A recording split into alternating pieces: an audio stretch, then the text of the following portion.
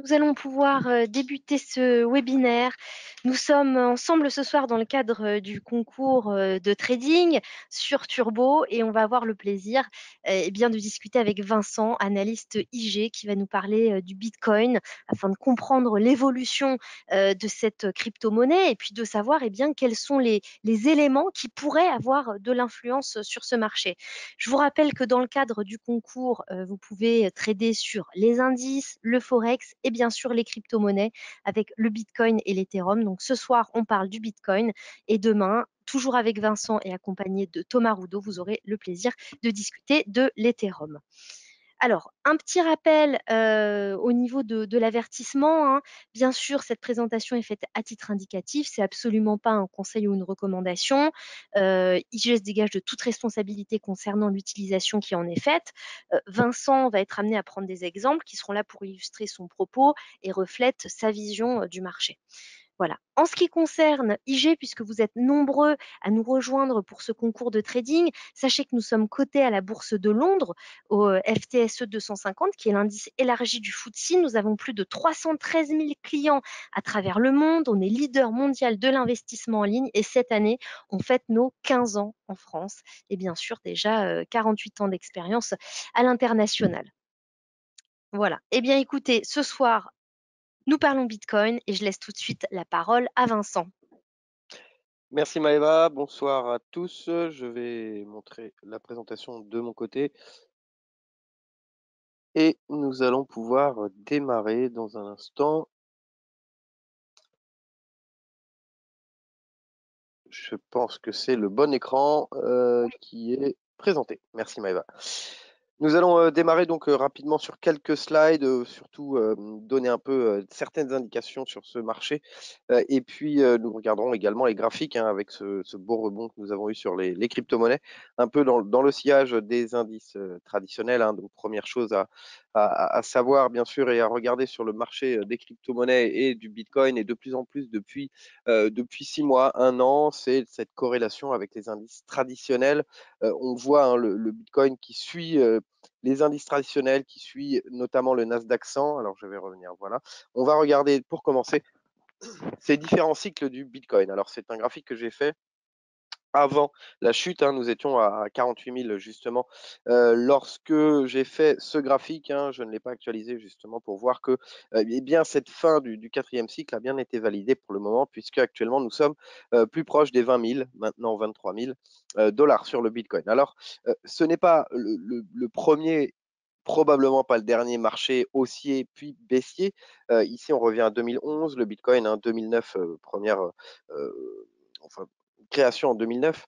Et il y a eu un premier bull market ici en 2009 qui a terminé tout de même sur proche des 30 dollars ici. Hein. Nous étions à 0,001 dollar. Hein. Donc il y a 8 chiffres derrière la virgule pour le Bitcoin. Donc cela a donné tout de même un bull market important, mais nous sommes passés de 30 dollars à 2 dollars à peu près. Deuxième bull market, hein, le bull market, donc marché haussier, bear market, marché baissier. Le deuxième bull market ici, hein, fin 2011, et nous sommes allés ici proche, au-delà, pardon, des 1000 dollars, 1200 dollars. Hein, donc on était ici sur les 2,50, 3 dollars, on est monté à 1000 dollars. Hein, donc une appréciation extrêmement importante et une chute extrêmement importante par-dessus. C'était une échelle logarithmique, attention. Donc cette chute ici est extrêmement impressionnante, 1200 dollars. On est passé ici sous les 100 dollars, hein, plutôt vers les 40-50 dollars. Et puis, rehausse par la suite. Ici, c'est le bull market finalement qui s'est terminé, qui a amené un peu les crypto-monnaies. Qui a fait connaître finalement le Bitcoin et les crypto-monnaies. Hein. C'était fin 2017, début 2018, où le Bitcoin est monté à 20 000 dollars, où l'Ether est lui monté à 1420 dollars, et beaucoup de gens se sont intéressés au Bitcoin. Il existait depuis déjà presque 10 ans. Mais ce bull market a amené effectivement à une hausse importante de nombreuses autres crypto-monnaies et beaucoup de gens à investir dessus. La baisse par la suite, hein, nous sommes descendus sur les 3-4 000 dollars. Nous étions plutôt dans un marché baissier jusqu'à ici, c'est mars 2020. Hein. Donc, on a eu une chute importante des actifs traditionnels. Le Bitcoin également a suivi. Les actifs traditionnels ont fortement remonté. Le Bitcoin a également suivi. Donc, cette corrélation s'est faite déjà précédemment, mais a commencé à se resserrer, à devenir beaucoup plus importante ici à partir de mars 2020. Et donc, nous sommes passés ici des 3-4 000 dollars et on est monté à 69 000 dollars. C'était ici. Donc, une hausse extrêmement importante à nouveau. Et donc, naturellement, nous venons dans ce cycle maintenant baissier que l'on a vu précédemment, plus ou moins long, mais qui pouvait durer tout de même plusieurs mois, voire un an, voire plus longtemps lorsqu'on s'intéresse au quatrième. Donc, au troisième, pardon. Ici, nous avons donc une, une évolution qui est en accord avec cycle, les cycles du Bitcoin. Donc, effectivement, les personnes qui sont rentrées en 2020-2021 sont négatives, mais on ne voit pas ici d'inquiétude sur la fin du Bitcoin ou la fin des crypto-monnaies. Donc, voilà, pour les personnes qui sont dessus, eh bien, c'est une opportunité, bien entendu, à long terme. Ici, à plus court terme, il y a d'autres risques, d'autres choses qui pourraient amener à de nouvelles volatilités pour notamment le concours ici de trading, puisque sur les turbos, en tout cas, vous avez également le Bitcoin et l'Ether. Et donc, profitez un peu de l'évolution. On verra justement un peu l'évolution à court terme et un peu voir ce que l'on peut attendre durant ces 2 dernières semaines, ces 2 prochaines semaines. Donc voilà, le cycle du Bitcoin, simplement pour dire que même si la chute est impressionnante, ce n'est pas forcément la fin ou il ne faut pas forcément s'inquiéter de la disparition du Bitcoin. Au contraire, il y a d'autres faits qui nous montrent que les crypto-monnaies sont là pour rester dans le paysage financier, mais également économique au travers de cette nouvelle technologie, de cette technologie qui est la blockchain. Donc, sur le court terme, on va essayer de tenter justement de voir les évolutions. Sur le long terme, c'est une opportunité de s'installer ou en tout cas de faire ce qu'on appelle du stacking et donc d'acheter petit à petit du Bitcoin ou même de l'Ether qui va profiter d'informations importantes, de fondamentaux importants. On en parlera au travers du webinaire qui est demain. Beaucoup d'informations sur l'Ether dont on doit parler demain. Donc ici, voilà un peu l'évolution. Donc, ces différents facteurs qui pourraient être positifs, qui devraient être positifs et qui montrent que le Bitcoin est là pour rester, qui pour le moment sont des risques. On va parler des problèmes de liquidité, on va parler de la régulation, du ralentissement économique, qui a un impact également sur le secteur. Donc, on voyait en 2017-2018 effectivement que beaucoup de banques, beaucoup de, de, de financiers sur la finance traditionnelle étaient plutôt négatifs sur les crypto-monnaies, très attaqués par les institutions européennes, américaines ou autres, qui l'est encore déjà, encore. Mais en revanche, les banques, beaucoup de sociétés se sont mis depuis dans le Bitcoin, dans la blockchain, des sociétés fonds d'investissement, des sociétés spécialisées dans les blockchains, mais aussi des sociétés dans les jeux vidéo comme Ubisoft, dans les banques comme Société Générale ou BNP. Et donc, on voit que malgré l'évolution baissière actuelle et celle qu'on a connue et la volatilité sur le marché, eh bien, les fondamentaux, le marché est en train de s'installer, le secteur est en train de s'installer justement dans le paysage financier et économique mondial. En revanche, il y a quelques difficultés actuellement, et les premières, ce sont celles-ci, et c'est celles-ci qui ont amené à une forte baisse. Donc, les problèmes de liquidité dans le secteur, on a vu UST, qui était un stablecoin, donc une crypto-monnaie, un coin qui ne bouge pas, qui est égal au dollar américain pour les stablecoins en dollars, comme le Tether qui est le plus connu, UST qui était le stablecoin donc d'une crypto-monnaie qui s'appelle Terra, a eu des problèmes de liquidité et il y a eu une forte baisse justement. Normalement, le stablecoin est égal à 1 dollar. Un UST était égal à 1 dollar. Il y a eu une forte baisse qui fait que il n'y a plus eu la parité. Et donc, nous sommes descendus à 0,90, 0,70, 0,5 et donc des gros soucis de liquidité, des soucis pour stabiliser le stablecoin qui a amené à une forte chute et des pertes extrêmement importantes parce que ce stablecoin valait à peu près 30 milliards de dollars à un moment. Donc il y a eu des réactions en chaîne. Certains fonds d'investissement qui étaient exposés sur ce stablecoin ont eu également des problèmes de financement. Il y a eu des Celsius ou encore Voyager qui sont en faillite pour certains, Blockchi qui a eu certains prêts d'un autre broker FTX, et il y en a beaucoup. Ici, c'est dernièrement, on a appris Genesis, donc qui est une autre société dans la blockchain ou dans le Web3, qui a prêté 2 milliards de dollars à Three Arrow Capital. Three Arrow Capital qui doit 3,5 milliards de dollars à plusieurs acteurs. Three Arrow Capital qui gérait jusqu'à 10 milliards de dollars de fonds.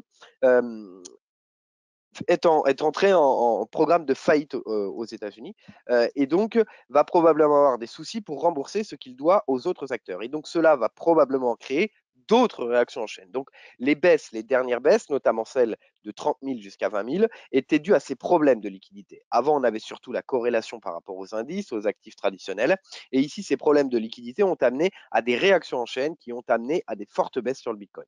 On peut avoir d'autres échos, notamment du fait de ce fonds d'investissement qui doit beaucoup de fonds, qui pourrait poser des problèmes à Genesis qui a prêté 2 milliards de dollars à Three Arrows Capital, mais qui ne va probablement pas les récupérer. Skybridge, qui est un fonds également crypto qui aujourd'hui ou hier a suspendu les retraits, autrement dit, vous ne pouvez plus retirer vos crypto-monnaies, d'où l'avantage également de pouvoir posséder les bitcoins et les sortir, c'est un autre sujet, mais c'est plutôt sur la technologie. Donc ici, on a de plus en plus de problèmes de liquidité et on a eu une première vague de problèmes de liquidité qui a amené à une forte baisse sur le bitcoin et les cryptos, et on pourrait avoir une seconde vague qui pourrait amener également à la cassure des 20 000 dollars. 19 700, 20 000 dollars, c'est le niveau psychologique extrêmement important qu'il faut retenir. Et on y est, on vient de rebondir pour le moment dessus, mais attention à un retour qui pourrait être amené avec ces nouveaux problèmes de liquidité, notamment par Genesis ou autre. Donc, première chose qu'il faut surveiller également, c'est les acteurs du secteur qui sont actuellement en difficulté, mais qui montrent que le secteur reste solide et sera là pour rester. La réduction des effectifs, c'est juste pour montrer qu'au-delà du prix, il y a tout un secteur qui est autour. Il n'y a pas que les marchés financiers, il n'y a pas que le prix du Bitcoin, il y a le développement de la technologie et il y a le développement du marché, du secteur. Donc, beaucoup de sociétés, certaines sont connues, comme Coinbase ou Crypto.com, ils ont fait beaucoup de publicité sur le football américain ou d'autres. Ils licencient donc tous. En revanche, beaucoup de secteurs d'activité hors crypto sont en train également de geler les emplois, les nouvelles embauches, pardon, de licencier également. Donc ce n'est pas que dans le secteur des crypto-monnaies, c'est également partout parce qu'il y a un ralentissement économique global, parce qu'il y a un risque de récession, que l'on voit d'ailleurs dans les actifs traditionnels.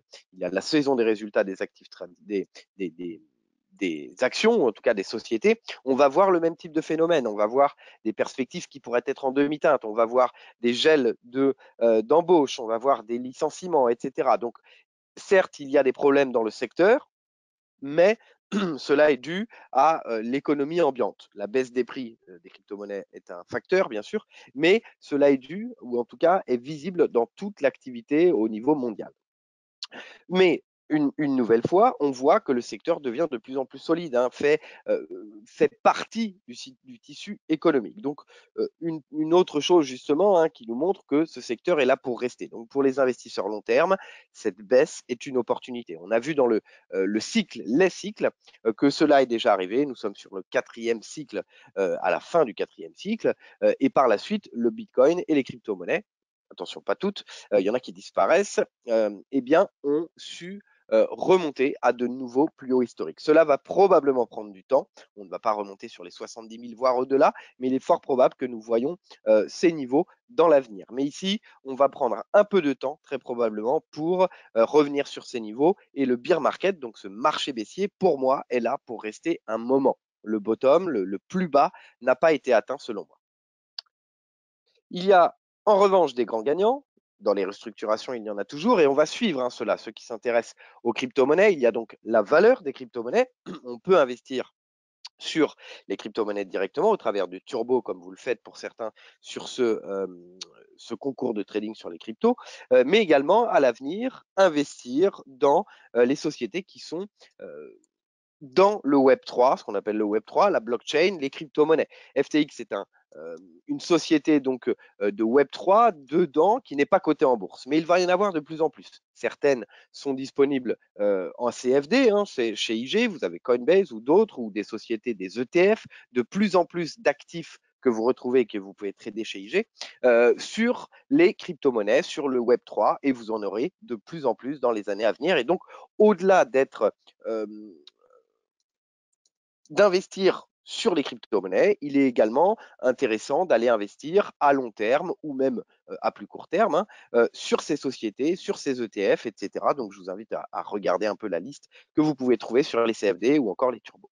Ici, FTX, qui pourrait être justement un grand gagnant de ce bear market, du marché baissier, qui profite du déboire de certains. On a vu Voyager juste avant. BlockFi également, il a prêté 250 millions de dollars, près de 500 millions de dollars à Voyager.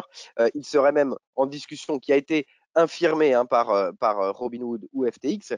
Robinhood, donc c'est un broker qui est plutôt aux États-Unis uniquement, ou presque, et qui a beaucoup profité de la crise, mais qui est en perte de vitesse actuellement, des systèmes un peu différents.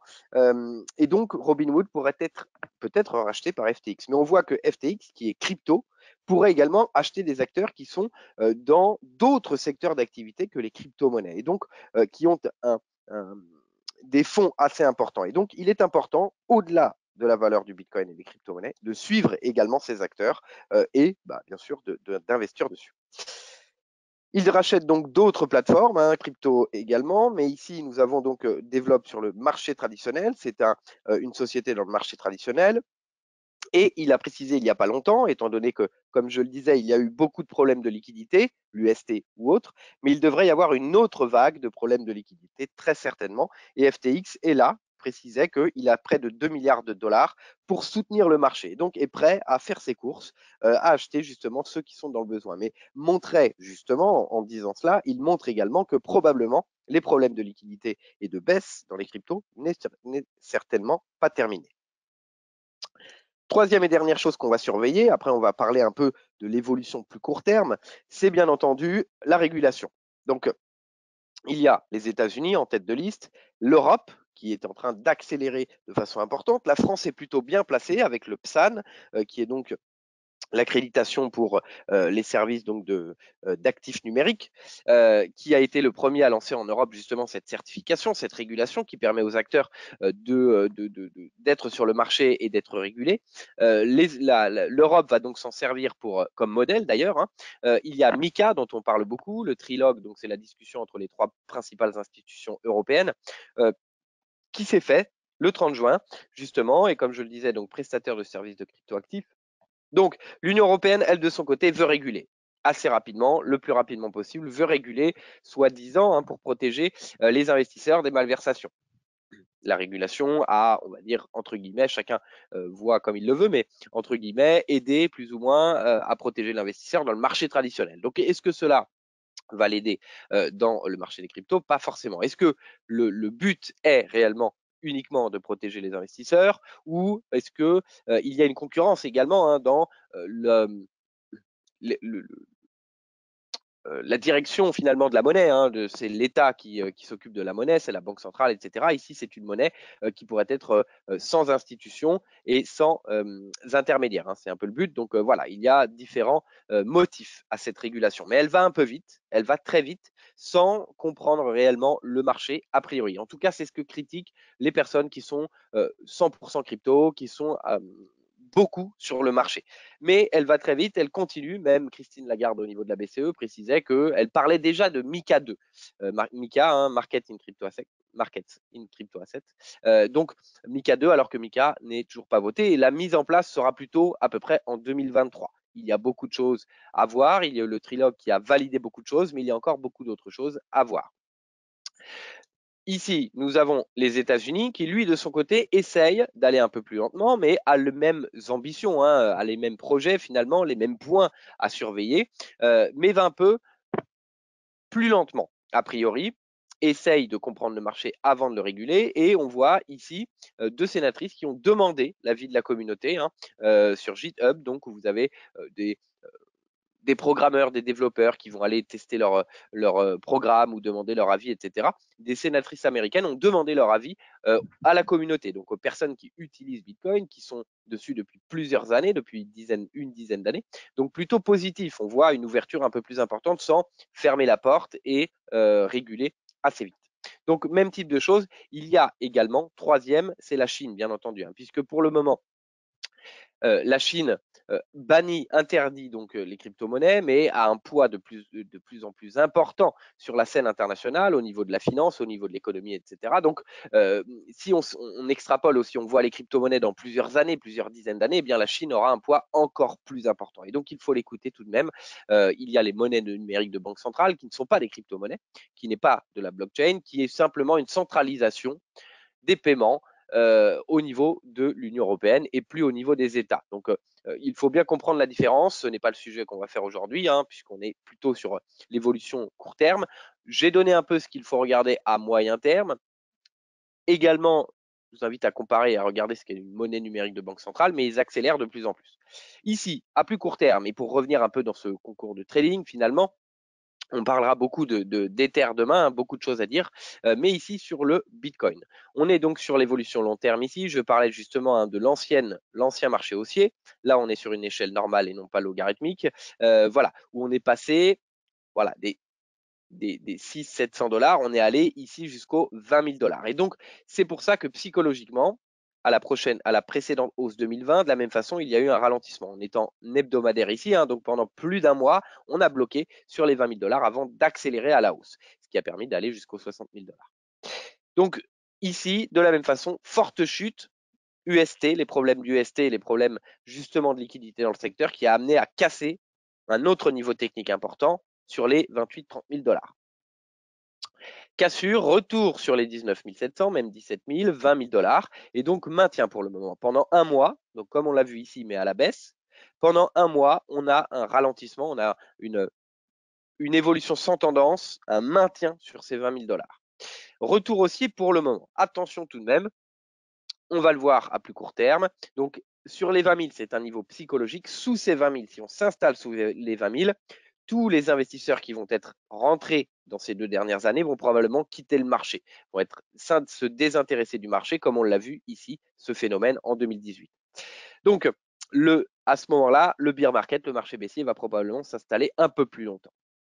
Voilà un peu pourquoi ces 20 000 pour première chose est important. Et deuxième chose, il y a des sociétés qui surveillent. Je rappelle le Salvador, hein, ce pays qui a fait du Bitcoin sa monnaie légale avec le dollar américain, et également MicroStrategy, qui est une société qui possède 130 000 bitcoins et son prix moyen d'acquisition est plutôt sur les 30 000, mais surtout elle est en appel de marge sous ces 20 000 $. Et donc un risque de faillite ou de non-remboursement, des problèmes de liquidité qui pourraient ne plus rester que dans les crypto-monnaies, qui pourraient également être dans les secteurs d'activité traditionnels.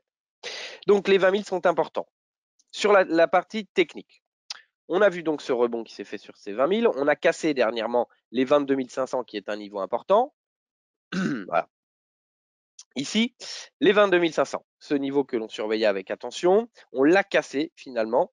Après une tentative retour baissier, après une hésitation, on est venu à la hausse. Le rebond pour le moment est plutôt validé. L'objectif étant d'aller chercher les 25 000 $ ici, mais selon moi, attention, le rebond pourrait s'essouffler. Hein. Ici, on le voit d'ailleurs pour le moment, mais ce n'est pas une chute non plus extrêmement inquiétante. Mais on est sur un rebond plutôt technique sur les actifs traditionnels, de la même façon que sur le Bitcoin. Corrélation toujours très, très positive. Hein. On va regarder ici, donc voilà, on voit une hausse importante et un retour baissier. En étant 1 heure ici, on va regarder le Nasdaq 100. Voilà, une hausse importante du Nasdaq 100, un retour baissier. Donc la corrélation entre le Bitcoin et les actifs traditionnels est extrêmement importante. Donc à plus court terme, ici, sur les 10 prochains jours, j'attendais donc cette cassure ici et d'aller chercher les 25 000 $. Le rebond semble avoir accéléré, mais attention parce qu'il y a toujours des risques sur les marchés. En Europe, attention aux risques demain en Europe hein, avec Christine Lagarde à la BCE et avec le gaz russe, etc., qui amène à un risque. Donc le rebond pourrait durer un peu sur les actifs américains, ce qui permettrait d'aller chercher les 25 000. Mais selon moi, on est plutôt sur un essoufflement ici, même si on va aux 25 000, un retour baissier et un retour baissier qui pourrait nous amener à un retour important vers les 22 500. Sous ces 22 500, eh bien, c'est un échec du retour haussier et on va à nouveau accélérer à la baisse. Les actifs traditionnels surveillent avec attention la politique monétaire, c'est le principal facteur que l'on surveille. S'il y a un risque de récession, les marchés vont être plutôt contents parce que la politique monétaire va être plutôt accommodante. Donc, le rebond peut perdurer un petit peu, tout dépend de comment perçoit les marchés et la politique monétaire, mais on est toujours dans une tendance baissière. Sur le Bitcoin, donc les 10 prochains jours, on peut aller chercher les 25 000 tant qu'on se maintient au-delà des 22 500. Si on casse, on va aller plutôt à la baisse, hein, et on va aller chercher ici les 20 600, 20 000 dollars, voire les 20 000 dollars sur ce support. Si on reste à se maintenir malgré cette correction, on peut aller chercher nos 25 000 dollars. Peu de potentiel haussier, selon moi, au-delà des 25 000. Donc si on l'atteint, il peut être intéressant de repartir à la baisse sur ce Bitcoin. Voilà un peu l'évolution, les facteurs à suivre, la régulation, les acteurs également. Le cycle, on est toujours dans un marché baissier, donc actuellement, attention aux rebonds techniques qui peuvent être extrêmement intéressants, notamment au travers des turbos, hein. Mais également à la baisse, vous pouvez en profiter également, et la tendance reste baissière, donc il faut profiter de la hausse, mais lorsqu'on est dans une tendance baissière de fond, il vaut mieux tout de même être à la baisse et profiter des retours baissiers comme ici.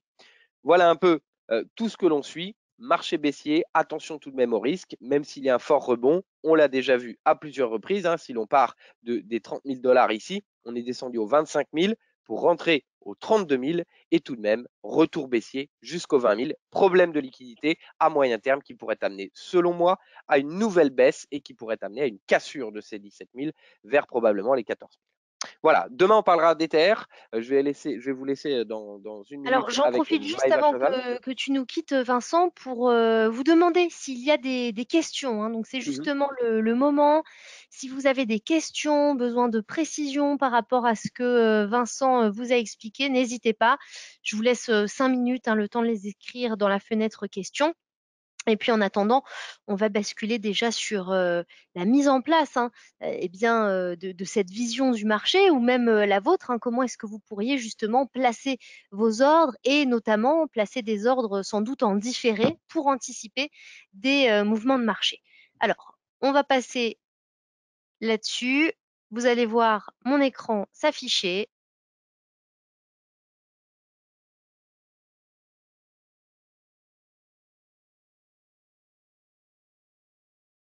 Voilà, et vous allez voir l'écran s'afficher. Le voici. Et on va aller du coup sur le Bitcoin. Donc là, on est en 1 heure. Alors, avant que nous passions au passage d'ordre, est-ce qu'il y a des questions? Pas pour le moment. Alors, on va poursuivre au niveau du passage d'ordre. Donc, vous l'avez vu déjà en introduction lundi, hein, comment passer les ordres. Donc, on ne va pas revenir là-dessus. Ce n'est pas la peine que ce soit redondant. Néanmoins, j'aimerais vous montrer comment passer un ordre différé. Surtout si vous avez identifié des niveaux clés sur le Bitcoin, eh bien, comment pouvoir anticiper le mouvement et également comment utiliser justement notre pricer. Le pricer qui est l'outil qui vous permet de savoir combien Turbo 24 pour un certain cours du sous-jacent. Donc en fait, c'est tout simplement pour avoir l'équivalent du cours du turbo par rapport au seuil que vous avez identifié du cours du Bitcoin. Donc on va tout simplement passer son ordre. Donc par exemple, alors également, j'en profite pour vous parler de l'intérêt au niveau de l'effet de levier sur le Bitcoin. Je vous rappelle que quand vous êtes en CFD sur le Bitcoin, vous avez un effet de levier qui est limité à 2, puisqu'on vous demande 50% de couverture. Là, l'intérêt avec les turbos, et vous le voyez d'ailleurs à l'écran, ici dans la colonne levier, c'est que vous allez pouvoir profiter d'un effet de levier qui va aller entre 2 et 5. Donc ça peut vous permettre justement d'avoir cet effet accélérateur sur vos prises de position. Vous choisissez le knockout qui vous intéresse. Une fois que cela est fait, vous allez pouvoir placer votre ordre différé, d'accord? Donc un ordre limité et vous allez pouvoir vous servir du pricer, tout simplement pour venir anticiper ce mouvement de marché. Vous cliquez ici sur pricer, vous indiquez le niveau du sous-jacent. Donc ça peut être par exemple les 23 000, équivalent du turbo, et pas besoin de le copier à la main et de risquer de faire une erreur, hein. Vous cliquez simplement sur copier sur le ticket d'ordre et vous avez le cours qui s'affiche automatiquement. Vous choisissez la durée de validité, donc soit valable pour la journée, ça peut être intéressant, notamment pour ceux d'entre vous qui peuvent par exemple oublier qu'ils avaient cet ordre finalement dans le panier des ordres en attente et qui pourraient s'exécuter plus tard quand les cours retournent sur ce niveau-là. Donc, ça peut être bien de se dire en fin de journée, à 17h30, eh bien, mon ordre est supprimé. Ou alors, au contraire, vous le gardez, eh bien, tant qu'il n'est pas exécuté. Et à ce moment-là, ce sera valable jusqu'à révocation. Donc, à vous de voir ce que vous préférez. Là, on va le mettre valable jusqu'à révocation. Vous sélectionnez votre quantité, 1 ici, et vous avez tous les coûts indicatifs qui s'affichent. Et il vous suffit de placer votre ordre. Et vous le verrez ensuite apparaître tout simplement dans vos ordres différés. On valide ici et on le retrouve bien dans les ordres différés. Vous voyez juste ici. Vous pouvez à tout moment supprimer bien sûr cet ordre différé, vous voyez très simplement, ou alors venir modifier le niveau. Alors attention cependant quand vous modifiez le niveau ici, puisque vous modifiez bien le niveau du cours du turbo, donc il faudra vous resservir du pricer pour vous assurer que vous ayez bien l'équivalent en prix turbo du nouveau seuil que vous avez déterminé par rapport au prix du sous-jacent. Il n'y a pas de question, Vincent, donc a priori, c'était clair. Merci pour ta présentation. Merci, merci. Je te laisse terminer. Alors, en ce qui concerne les passages d'ordre et notamment l'utilisation du pricer, de l'effet de levier, est-ce que vous avez des questions pour pouvoir mettre en œuvre tout cela dans le cadre du concours? Alors, je vous précise également, dans le cadre du concours, que les positions qui sont prises en compte sont les positions qui sont clôturées, d'accord? Donc, pour apparaître au classement qui est publié généralement entre 18h et 18h10, assurez-vous que toutes vos positions soient bien clôturées entre 18h et 18h10. Et à ce moment-là, vous pouvez reprendre position après. Vous pouvez tout à fait prendre position la nuit, mais il faut néanmoins qu'entre 18h et 18h10, toutes vos positions soient clôturées. Je rajoute également que pour la fin du concours, le 29, il faudra bien que toutes vos positions soient clôturées à 18h précisément pour que vous puissiez apparaître au classement du concours. Dernier élément, et là on sort du concours, on va parler de façon générale, rappel sur la commission, à partir du moment où votre ordre est supérieur à 300 €, vous n'avez pas de commission. Si jamais votre ordre est inférieur ou égal à 300 €, à ce moment-là, vous aurez une commission qui vous sera facturée. Donc soyez juste vigilants là-dessus. Autre élément qui, à mon sens, est très utile, vous allez voir que maintenant, vous avez directement tout le détail des frais et commissions qui s'affiche ici. Vous le voyez? Donc directement, le total du coût d'ouverture au niveau du spread et également les commissions qui peuvent s'afficher. Vous voyez? Donc n'hésitez pas à jeter un coup d'œil, c'est vraiment extrêmement intéressant. Vous voyez là, si je me remets sur cette quantité, hop, je regarde et j'ai bien ici ma commission donc de 3 € de commission puisque ma valeur notionnelle est inférieure ou égale à 300 € qui s'affiche. Donc vraiment, tout est détaillé, c'est extrêmement transparent. Alors, je vois qu'il n'y a pas de questions. Eh bien, écoutez, merci à toutes et à tous de nous avoir suivis. Vous nous retrouverez dès demain pour parler Ethereum. Et donc, vous retrouverez Vincent pour analyser bien un petit peu les clés de ce marché, savoir quelles sont les évolutions qu'on peut anticiper et également les éléments clés qui ont influé justement sur le cours de cette crypto-monnaie. Vous serez également accompagné de Thomas Roudot. Je vous invite à vous inscrire si ce n'est pas déjà le cas. Vous pouvez le faire très simplement depuis le site IG, rubrique formation et séminaires et webinaires. Excellente fin de journée et à très bientôt.